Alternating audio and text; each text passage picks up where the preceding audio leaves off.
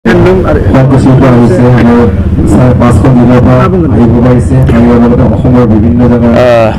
Handloom expo' दिनैहाय अदालगुरिनि टाउननि गेजेराव जागासिनो दं।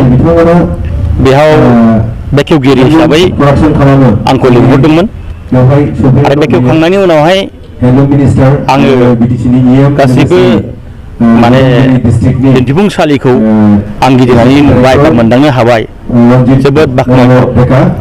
बेजोंनो आं मोनथिनो हादों बा हमदांनो हाबाय बिटिआर ओनसोला दानाय लुनायाव खम नंला, गोरलै नंला, गोरा जाबाय आरो बिभिन्न माने डिजाइनारफ्रा गुबुन गुबुन रोखोमनि डिजाइन बानायनानै दिनैहाय माने पाब्लिकनो बिथांमोननि दिन्थिफुंनो हाबाय।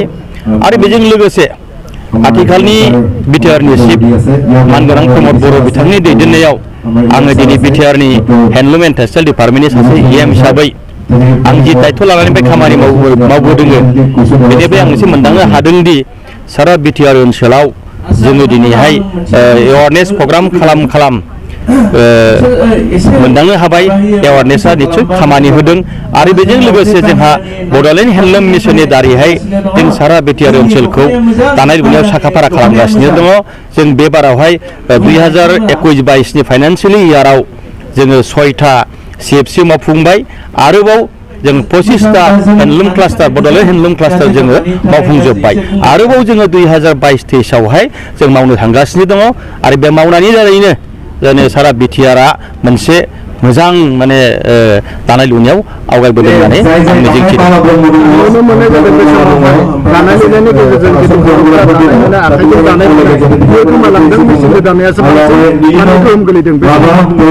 बेबो नंद्राया नंगौ, जों बेखौ बोरैहाय खोमोरनो हायो। दिनैहाय जिहेतु हेन्डलुमखौ पावार लुमा गाग्लोबनो आरम्भ खालामदों, बेनि थाखाय जोङो बेबस्था लागासिनो दं आरो बोरैहाय जोङो माने हेन्डलुमखौ आरोबाव मार्केटआव साबसिनै लांफिननो हायो बेनि बेबस्थाखौ जों खालामगासिनो दङ।